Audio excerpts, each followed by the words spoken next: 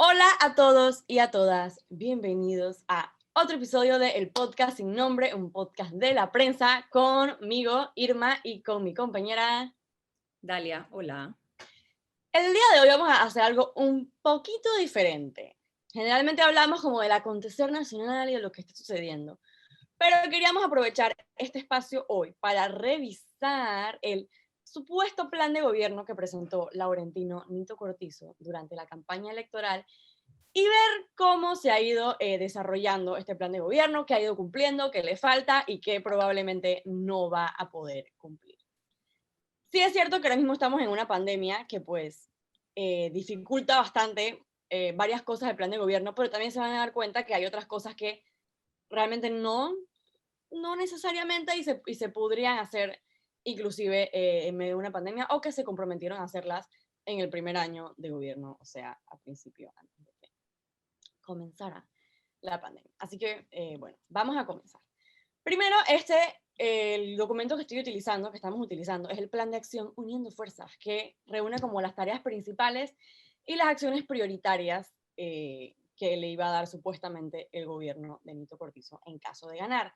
Y pues, efectivamente ganó. Él empieza hablando como de rescatar Panamá y de que su compromiso es actuar uniendo fuerzas, de que todos los gobiernos se unan. Y bueno, aquí hay una línea bastante interesante que dice que el próximo gobierno tendrá una conducta vertical contra la corrupción. Dice, se caracterizará por la transparencia, la rendición de cuentas y decir la verdad, devolverle a los panameños la confianza en las instituciones. A un año y 9 meses del gobierno de Nito Cortizo, nos parece que se caracteriza por transparencia, rendición de cuentas, decir la verdad.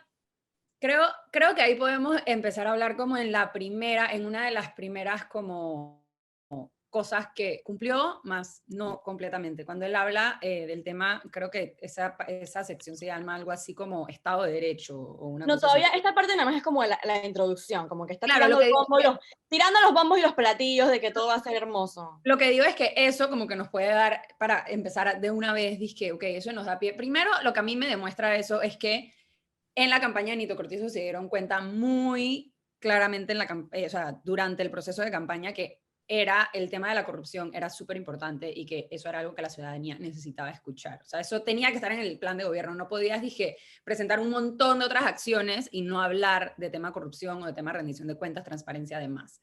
En la parte de transparencia, sé que él menciona varias cosas, entre ellas la ley de contrataciones públicas, que si bien es cierto, Menciona tres cosas, te las voy a leer. Menciona, como dice la ley de contrataciones públicas, el programa Licitaciones y Contratista Visible y también cumplir el reto Transparencia 2019 de Panamá. ahí están las tres. Ok, ley de contrataciones públicas, es verdad que ellos presentaron una modificación a la ley de contrataciones públicas. Eh, Pero el consenso, como que sociedad civil, demás, es que si bien se hacen algunos avances, no es suficiente. O sea, él menciona una reforma integral a la ley de contrataciones públicas que va a cambiar, que va a mejorar la rendición de cuentas, la transparencia, además. A la ley todavía le falta. Por ejemplo, no se puso nada o sea, como que la inhabilitación de empresas condenadas, como que todo ese tema se quedó por fuera de la ley de contrataciones públicas. En también cuanto a de hecho, en su propio plan, él incluye que en esa ley va a haber muchas normativas específicas que no están realmente en la ley de contrataciones públicas. Entonces, claro, sí, como que ha habido un impulso de cambiar la ley, pero no con los puntos a los que él mismo se comprometió en su plan de trabajo. esto después o sea, tomando en cuenta que su partido controla la Asamblea. O sea que, en teoría, verticalmente, uniendo fuerzas, no se ha dado. Lo de contratista visible, sí sé que ese website se armó, ese como proyecto se lanzó. Honestamente, no le he dado el seguimiento, como que a cómo Sí les lo revisé y sí hay proyectos actualizados. Y ese proyecto me gusta, creo que quien lo lanzó primero fue el MOP, y entonces ellos te ponen como, ok, estamos haciendo esta carretera, entonces te ponen el porcentaje de avance, el porcentaje que ya se pagó, o sea, como que el proyecto está bastante completo en temas de transparencia. Y luego, mi parte favorita es lo del reto Transparencia 2019. Ese fue un reto que lanzó la Fundación para la Libertad Ciudadana, para el Desarrollo de la Libertad Ciudadana, que es el capítulo de Transparencia Internacional en Panamá. Y fue todo un evento donde los candidatos a presidente, todos excepto Saúl Méndez, fueron y firmaron el documento. No solamente firmaron, también ponían que la mano. Como que lo voy a hacer, lo pone en su plan de gobierno y bueno, en el reto de transparencia hay como varias partes de las que se habla. Por ejemplo, presentar una ley de conflicto de interés, presentar otro poco de leyes como anticorrupción y de rendición de cuentas en la Asamblea Nacional. Algo que sí como que se habla de que se cumplió es que, bueno, Nito Cortizo ¿cómo se dice? Nombró a personas, a magistrados de la Corte Suprema que a simple vista, y lo hemos mencionado aquí varias veces, no parecen tener como una relación directa con el Ejecutivo, ni ser personas que como que son amigos del Ejecutivo, sino que lo hizo todo a través del Pacto por la Justicia y demás. O sea, como que eso es algo que se les aplaude. Sin embargo, hay muchos aspectos del reto por la transparencia que no se han cumplido. De hecho,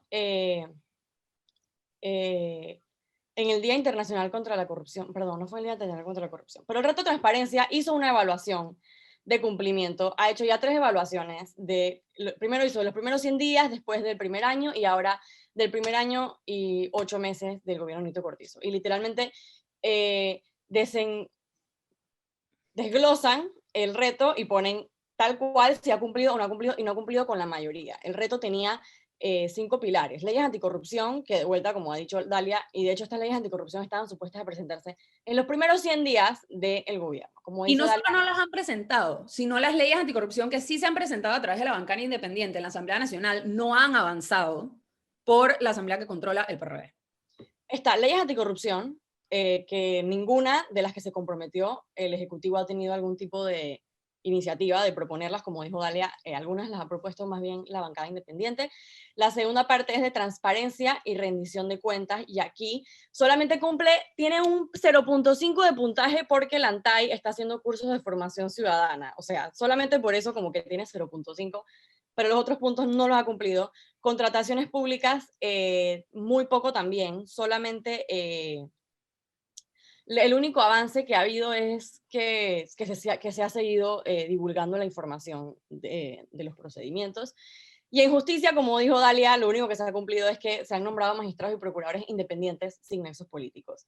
Y el último pilar es acceso a la, perdón, el último pilar es acceso a la información, gobiernos abiertos y datos abiertos. Y aquí tienen también un puntito simple y sencillamente porque han seguido publicando lo que ya se venía hecho. O sea, no han los puntos que tienen, el único punto que tienen por iniciativa de ellos, por iniciativa del presidente Nito Cortizo, pues, sería el de los magistrados y el procurador. Todo lo demás a lo que él se comprometió, las leyes anticorrupción, de tratar de avanzar en materia de rendición de cuentas, transparencia, no se ha hecho. Y si bien estamos hablando de que estamos en medio de una pandemia y las cosas son difíciles, este reto no requiere ni reformas constitucionales, no requiere ni un gran presupuesto, o sea, requiere simple y sencillamente voluntad de publicar los datos, de tirar la iniciativa la iniciativa legislativa, etc. Entonces, aquí pues no hay excusa que valga de que, bueno, es que me cayó el coronavirus y yo pues pobre de mí que me cayó este coronavirus. Pues no, o sea, súper sencillo y no ha cumplido ni con la mitad de los puntos. Y al contrario, la caída del coronavirus nos ha hecho ver la importancia de este tipo de leyes y la importancia de que haya una verdadera rendición de cuentas, de todo lo que se sube en Panamá compra, además, o sea, al contrario, pues, pero bueno. Exacto, ok. Otro de los compromisos de Nito Cortizo, por ejemplo, había una que era sobre crear el nuevo Instituto de la Planificación para el Desarrollo, adscrito a la Presidencia de la República. Bueno, eso sí podríamos argumentar que en medio de una pandemia de repente es difícil crear un nuevo Instituto de la Planificación para el Desarrollo. No obstante, yo no sé si tan siquiera después de la pandemia eso vaya a suceder. También hablaba de un sistema de evaluación del desempeño de la gestión gubernamental y también un consejo del futuro. Esas cosas, pues, no han sucedido. Después tenemos que aprobar una ley de asociación público-privada para apalancar mayores inversiones públicas con mayor eficiencia. Bueno, sí, esto sí se hizo la ley de asociación pública. También dice que se comprometían al programa Pongámonos al Día, mediante el cual se cancelarían alrededor de 1.000 millones que el Estado le adeudaba a sus proveedores para reactivar la economía. Al principio del gobierno sí es cierto que hubo como esta intención de pagar las deudas, Sí. Obviamente, de vuelta con la pandemia, ya estamos de Algo vuelta es morosos, pero supermercado. pues eso es algo que se puede entender, diría Y yo. recuerdo también que ese era como uno de los grandes compromisos de Nito Cortizo, y luego durante la transición, me acuerdo que había como toda esta comunicación de hay un hueco en las finanzas públicas, y dije que wow, el gobierno de Varela nos está dejando un desastre, y como que empezaron poquito a poquito a meternos la idea, y que no hay plata, no hay la plata que pensábamos que había, no hay plata, no hay plata, entonces como que eso también ha dificultado, pero sí se le han hecho pagos importantes a proveedores que habían quedado pendientes del gobierno pasado. Esta es una de mis favoritas y es el nuevo orden constitucional. Nito Cortizo en su campaña vendió la idea de que él iba a reformar la constitución a través de una nueva asamblea, ¿no? de la Asamblea Nacional. Pero al final decía, si la nueva asamblea no apoya este amplio consenso y aprueba una reforma profunda sobre los 3 órganos del Estado, convocaremos una asamblea constituyente paralela. Esto es muy interesante porque ahora mismo hay esfuerzos, hay un grupo recogiendo firmas para efectuar una asamblea constituyente paralela. En teoría, el mismo presidente la iba a convocar en caso de que las reformas no funcionaran. Y las reformas no funcionaron. La cosa es que él cogió otro paso, ¿no? Como los diputados no se portaron a la altura de la situación como todos vimos, lo que él decidió fue mandar esto a una mesa de diálogo, en vez de hacer lo que decía su plan de trabajo, que era convocar entonces a una asamblea constituyente. Exacto, o sea, el pacto bicentenario, o sea, el diálogo, no sé qué, ese, en teoría, de ahí van a salir como, yo no tengo muy claro que va a salir el pacto bicentenario, pero en teoría ahí van a salir como listados de necesidades, o sea, prioridades, propuestas, demás, o sea, se han recibido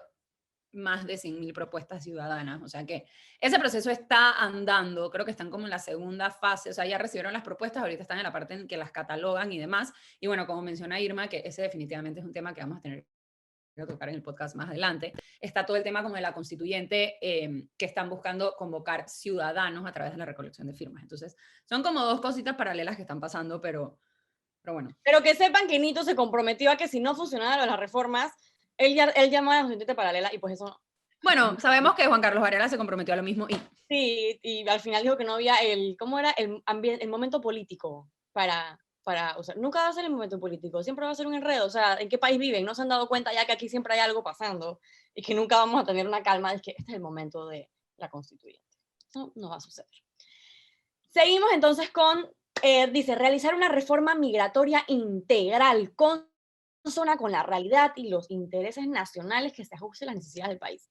¿será que se las está dejando a mano de Zulay y por eso están... Zulay no pareciera, porque no es como que la apoyen a ella en su reforma migratoria, o sea, no hay como que backup. Honestamente, yo como lo tomo es que si tú no estás haciendo nada para contrarrestarlo, le estás dando Tú el estás poder. apoyándolo de cierta manera. Puede ser que el man dije, bueno, ya pues dejen que Zulay se encargue de eso. No creo, porque la verdad es que yo no sé, ya yo no sé ni qué pensar, honestamente. Reforzar con la más alta tecnología el control del ingreso de extranjeros. ¿Ok? Revisar los compromisos adquiridos por tratados o convenios internacionales en materia migratoria. Otra acción prioritaria.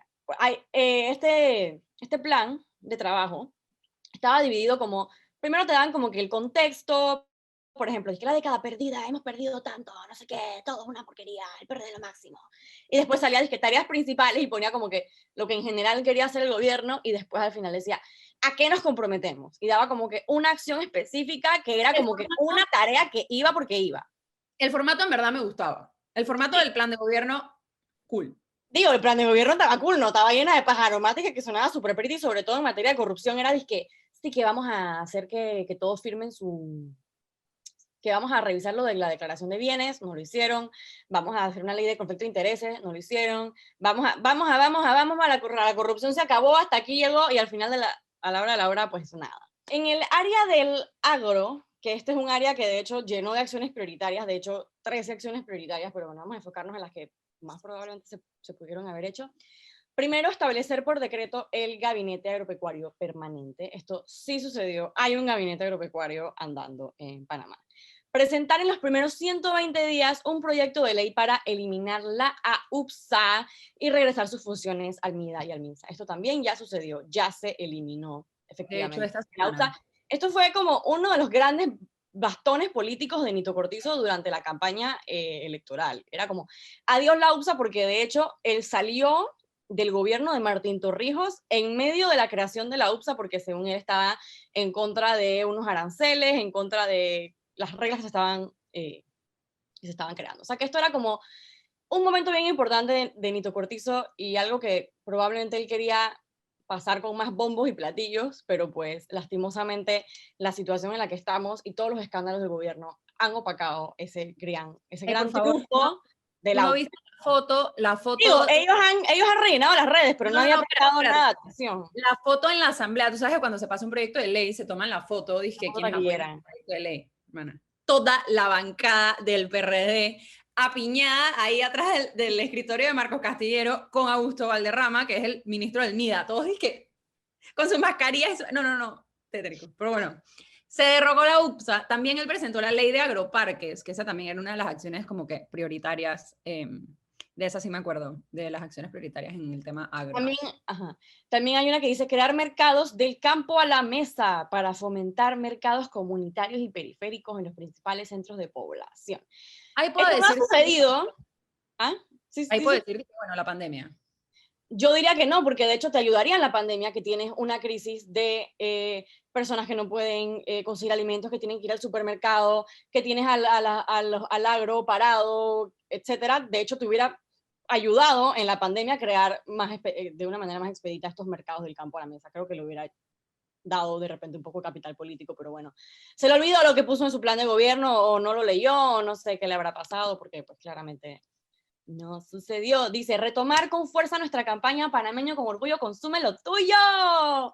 Eso sí sucedió también. Eso sí sucedió. Dije, con mucha fuerza, me acuerdo. Me acuerdo de Gaby Carrizo tuvo un tiempo que eso era lo único que repetía cada vez que le ponía un micrófono enfrente. Dije, panameño con orgullo, consume lo tuyo.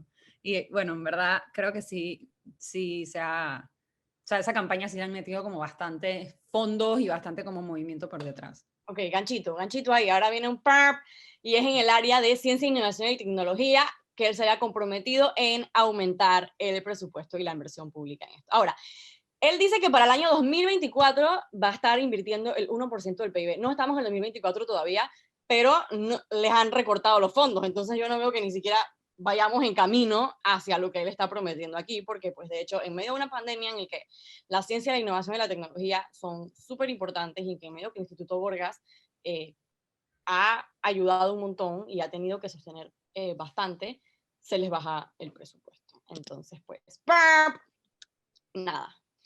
Y bueno, después también tenemos lanzar el plan Manos a la Obra de rehabilitación y mantenimiento de las infraestructuras públicas a nivel provincial. Tampoco ha sucedido, bueno, de vuelta. Tenemos mucho tiempo, el PRISMA, el plan de reordenamiento integral de San Miguelito y alrededores, que incluye el metrocable de San Miguelito. Mira, estamos en medio de una pandemia y todavía le quedan varios años. Yo no sé si eso va a suceder ni para el 2024, lo del metrocable en San Miguelito. Me parece que estas prometas un poco por allá. Sí. No, y son promesas ambiciosas y creo que ahí sí hay que tomar o sea, ahí sí hay que tomar en cuenta, obviamente, creo que es un arma de doble filo o como que hay dos maneras de verlo. O uno es que la inversión en infraestructura pública en proyectos que no pueden parecer, dizque, prioritarios, puede no parecer una opción ahora que estamos en pandemia y bueno, el gasto y demás y toda la deuda. Mira que ni en pandemia eso iba a suceder. Pero por otro lado, también es una manera de generar empleo, eso lo sabemos, como que las grandes obras, las mega obras de infraestructura pública son grandes generadores de empleo que, bueno, va a ser algo que ahora que estamos en pandemia ya hace falta y cuando salgamos de todo este problema va a haber un gran problema de desempleo, así que... Claro, y el problema que yo veo es que el gran plan de reactivación económica que se tiene para después de la pandemia no consta en este tipo de actividades de inversión de infraestructura, sino que consta de atraer inversión extranjera. Y no sé si vimos, perdón que me desvíe un poco el tema, pero no sé si vimos el análisis de The Economist, en el que ellos analizaban como que cuáles eran los mayores riesgos de inversión extranjera en ciertos países, y de hecho señaló que el mayor riesgo de inversión en Panamá, y lo calificaba como un alto riesgo, o sea, tenía como de las puntuaciones más altas de riesgo, era que el gobierno no gozaba de esa gobernanza, de esa agilidad, precisamente por la falta de confianza que se tiene por los casos de corrupción y por el mal manejo que ha habido. Entonces, ellos están contando con que la economía la vamos a reactivar a punta de inversión extranjera y no están viendo de que todas las señales dicen la inversión extranjera no va a llegar porque es que simple y sencillamente tu país es demasiado corrupto y yo no veo que estén buscando como otras salidas para reactivar la economía que no dependa de que nos inyecten plata desde el extranjero. Bueno, creo que tenemos que ir como cerrando el episodio, pero sí quiero, bueno, hablando sobre inversión extranjera, sé que también había como una parte en el plan de acción donde hablaban como de todo esto de Pro Panamá, que es una oficina que se creó en Cancillería y que, bueno, ahora, si no me equivoco, se está sacando de Cancillería y se va a crear como una autoridad para la inversión extranjera y demás. Es eso que tú dices, ¿no? También hay como todo un tema, recuerdo que en una comparecencia, o sea, cuando les tocó a los ministros, fue la ministra de Relaciones Exteriores, o sea, la canciller, fue el ministro de Salud, fueron el ministro de Economía y Finanzas a la Asamblea a responder un cuestionario. Una de las preguntas, si no me equivoco, fue el diputado Héctor Brands, que es del PRD, le preguntó a Erika Mounés, que es la canciller, sobre como que, ¿qué está haciendo Panamá como con su reputación a nivel o sea, mundial? Como que cómo arreglamos eso, no sé qué, y bueno, la canciller, que la verdad es que tiene un excelente manejo como de preguntas y Es bien siempre rápida. clara, dijo como que esa es una de las prioridades que tiene Panamá en términos de diplomacia y cómo se proyecta al exterior. Pues es que cambiar el chip internacional de cómo Panamá es percibido, que cuando escuchen Panamá no piensen en listas, ni piensen en papers, ni piensen en demás, sino que piensen en posible inversión, crecimiento y demás. Lo que pasa es que eso no sucede con comunicación, o sea, esto no es una gran campaña de relaciones públicas que vas a poder montar a nivel internacional y que todo el mundo te la va a comprar, si cuando literalmente es meterte en Google, buscar noticias de Panamá y darte cuenta de todos los problemas que hay. Entonces, creo que como que ahí hay un desconecte. Obviamente es necesaria la parte comunicacional, el lobbying, ir a buscar estas inversiones, demás. O sea, ese trabajo tiene que pasar, pero a la misma vez, si no lo estás sustentando con nada, como que si en casa en realidad no estás poniendo la casa en orden, al final vas a llegar o sea, y va a ser vacío, pues que es un Puro poco lo que maquillaje, pues, puro Photoshop. que es un poco lo que ha estado pasando. O sea, vemos todo este crecimiento, pero abajo tienes este pocotón de problemas que no estás buscando y la ciudadanía tiene cero como que credibilidad en todo lo que estás haciendo. Entonces, Y de hecho, en el plan de gobierno, una de las tareas principales era precisamente como que, montar esta campaña de que Panamá es lo máximo y tratar de mejorar la imagen de Panamá internacionalmente. Y yo creo que desde que Nito Cortizo ha asumido el cargo de presidente, la imagen de Panamá, de hecho, ha ido hacia abajo. O sea, han salido muchas noticias que no nos benefician, hemos salido en muchas listas y muchos rankings que no son de los mejores, así que pues no ha sucedido. Yo creo que en conclusión, sí han habido varias cosas a las que él se comprometió que efectivamente realizó, o sea, que no es que un plan de trabajo no es que un plan de gobierno sea por gusto, porque sí hay cosas que hemos visto. El problema es que lo que hemos visto era probablemente lo más cosmético. Su compromiso a lo más sencillo y a lo que más necesitaba más bien voluntad, que era la transparencia, la rendición de cuentas o todos estos programas que iban a beneficiar a la población y que no eran tan difíciles de realizar. Por ejemplo, estoy hablando del productor a la mesa, etcétera, las leyes anticorrupción, nada de eso lo tomó en consideración. Entonces, realmente, ¿de qué nos sirve de que sigas el plan? Bueno, sí nos sirve de que sigas el plan porque podemos ver la hoja de ruta que tienes trazada y ya tenemos más o menos una idea de hacia dónde va el país y qué es lo que quieres hacer con él, pero de nada sirve si te vas a comprometer a asuntos un poco más de ética o de profundidad o de transformación como integral, pues. Porque eso es lo sí, que al final del día hacen estas leyes anticorrupción, ¿no? Como que tratar de ir saneando poco a poco el sistema y ir cambiando las reglas para que sea un poco distinto. Entonces, estas son las cosas que no hace, sino que lo que hace es que creas puros institutos que a la hora, lo siento, pero el siguiente gobierno que venga, que no sea PRD, te los puede simple y sencillamente eliminar, ¿no? yo Entonces, creo que, y bueno, ya como para cerrar mis ideas, creo que sí me parece importante, o sea, el plan de gobierno sí me parece que es algo importante para tener, sí, ya sea para poder hacer este ejercicio, o sea, para que pueda haber un año y medio después y decir, ok, esto es lo que se dijo, así es como vamos, demás. Sé que eso fue todo un tema en campaña de cómo vamos a hacer un plan de gobierno si no sabemos con qué estás trabajando. Tienes que tener ideas y tienes que tener propuestas y tienes que tener planes. Eso es real.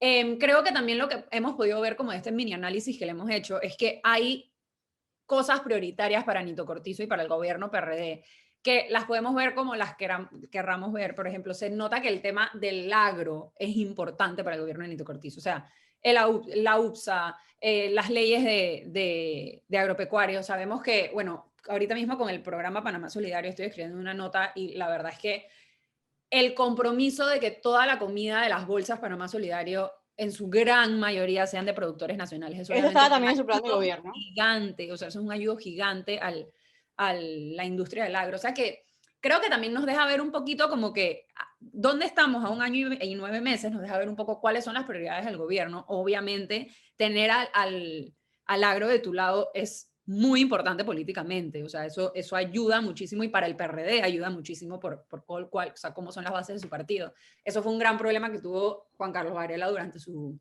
gobierno, no sé si se acuerdan esa vez que los señores en los caballos casi... Digo, autorizaban importación de cebolla y arroz en tiempo de cosecha de Panamá, o sea, no tenían... Casi le pegan al ministro, o sea, ¿te acuerdas de ese video del ministro teniendo que meterse a la camioneta? Y que le destrozaron el carro, ¿no? También. Pero bueno, creo que este fue como un buen ejercicio, obviamente es algo que se puede seguir haciendo, si bien faltan todavía 3 años y un poquito más de gobierno, creo que poco a poco podemos ir viendo, como que ir tanteando, puedes ir viendo por dónde va el gobierno de Nito Cortizo y qué cosas va a hacer y qué cosas va a dejar de hacer, y me parece un buen ejercicio. Bueno, eso fue todo, pero bueno, mentira, quería solamente incluir otras cosas que sí se comprometió y que efectivamente cumplió, que fue crear el Ministerio de la Cultura, también se comprometió a crear el Ministerio de la Mujer, no ha sucedido, pero bueno, de vuelta le quedan sus añitos al gobierno, así que todavía puede suceder, y bueno, esperemos que recapacite el señor presidente en el área de transparencia y rendición de cuentas, que como vemos es el área que más le falta, el área que menos le hizo caso a lo que se escribió, así que bueno, revisen de vuelta el reto Transparencia 2019. De hecho, pueden entrar a retotransparencia2019.org y ahí van a ver desglosado bien el reto y si ha cumplido o no ha cumplido en caso de que quieran hacer ejercicio. Los esperamos la próxima semana en otro episodio del podcast Sin Nombre. Nos pueden seguir en Twitter y en Instagram si quieren. Los míos son @nosoyirma y Dalia es @Dalia_. Ahí abajo. Así que bueno, nos vemos en la próxima.